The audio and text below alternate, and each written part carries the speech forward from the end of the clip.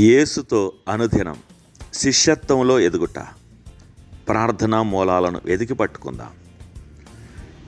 చెప్పసఖ్యము గాని వరం చదివి ధ్యానించడానికి 2 కొరింథీ 9:6-15 వరకు. చెప్పసఖ్యము కాని ఆయన వరమును గూర్చి దేవునికి స్తోత్రం. 15వ వచనం. ఒక నాస్తికుడు ఎదుర్కొనే అధ్వానమైన సమయం ఏమిటంటే, అతడికి మేలు జరిగినప్పుడు కృతజ్ఞతలు చెప్పుకోవడానికి ఎవరూ లేకపోవడమే అని ఎవరో చెప్పారు. నీవు ఒక విశ్వాసివైతే ఆయన కుమారుడైన క్రీస్తు ప్రభువు ద్వారా దేవునితో బాంధవ్యంలోనికి వచ్చి ఉంటే ఆ నాస్తికునికి వచ్చిన ఇబ్బంది నీకు రాదు. ఎందుకంటే కృతజ్ఞతలు చెప్పుకోవడానికి నీకు దేవుడున్నాడు. ఈ జీవితంలో మనం పొందిన దీవెనలన్నిటికంటే గొప్ప దీవెన ప్రభు అయిన యేసుక్రీస్తే. ఆయన తనను సిలువలో మనకు ఇచ్చి ఉన్నాడు. అపోస్తలుడైన పౌలు బాగా చదువుకున్న వ్యక్తి. అతనికి గ్రీకు భాషలో మంచి పట్టుండేది. అయినప్పటికీ మనకివ్వబడిన క్రీస్తు అనే బహుమానం గురించి చెప్పవలసి వచ్చినప్పుడు అతడు చెప్పసఖ్యము కాని ఆయన వరంను గురించి దేవునికి స్తోత్రము అన్నాడు. క్రీస్తు అనే బహుమానానికి ఎలాంటి కృతజ్ఞతావచనాలు కూడా సరిపోవు. దేవునికి కృతజ్ఞతలు స్తోత్రాలు చెప్పడానికి నీకేమీ లేకపోయినట్లయితే అక్కడ నుండే ప్రారంభించు.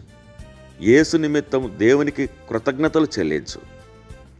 ఈ విషయంలో నేను చెప్పే మాటలు లేక సలహాలు మీకు ఉపయోగపడవచ్చు. ఒకచోట కొన్ని నిమిషాల పాటు స్థిమితంగా కూర్చోండి. యేసుక్రీస్తు లేకపోతే మీ జీవితం ఎలా ఉండేదో ఆలోచించుకోండి. ఇలా నేను తరచుగా చేస్తుండేవాడిని. చివరికి ఒక నిర్ధారణకు వచ్చాను.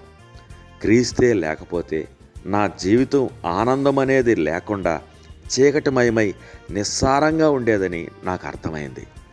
నిజానికి ఆయనకు దూరంగా ఉండడం అనే తలంపు రావడానికి నేను చాలా ధైర్యం తెచ్చుకోవాల్సి వచ్చేది. నా జీవితంలో నాకు నిజమైన సంతృప్తినిచ్చే విషయం దేవుని సన్నిధి. ఆయన మానవాళికిచ్చిన వెలలేని బహుమానం ఆయన ప్రేమను వెల్లడి చేసే క్రీస్తు ప్రభు. ఇంకా అనేకమైన దీవెనలు కూడా ఉన్నాయి. అయితే వాటన్నిటికీ మూలాధారమైన వనరు ఏమిటో నేను గుర్తించగలను. మీరు కూడా గుర్తించగలరు. ఆ వనరు ఏమిటి? అపోస్తలుడైన యాకోబు ఈ మాటలు మనకు చెబుతున్నాడు. శ్రేష్టమైన ప్రతి ఈవియు సంపూర్ణమైన ప్రతి వరమును పరసంబంధమైన జ్యోతిర్మయుడు తండ్రి వద్ద నుండి వచ్చును. ఆయన యందు ఏ చంచలత్వమైనను గమనాగమనము వలన కలుగు ఏ ఛాయ అయినను లేదు.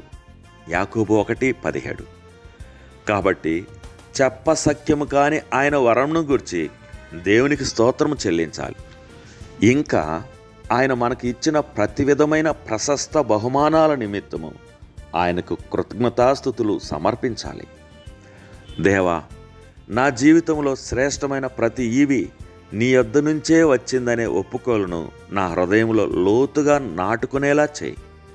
ఇదే నా ప్రార్థనా జీవితంలో కేంద్ర బిందువుగా ఉండడమే కాక మీకు కృతజ్ఞతాస్తుతులు చెల్లించుటకు సహాయం చేయండి.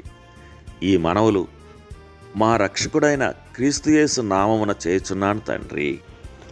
ఆమెన్.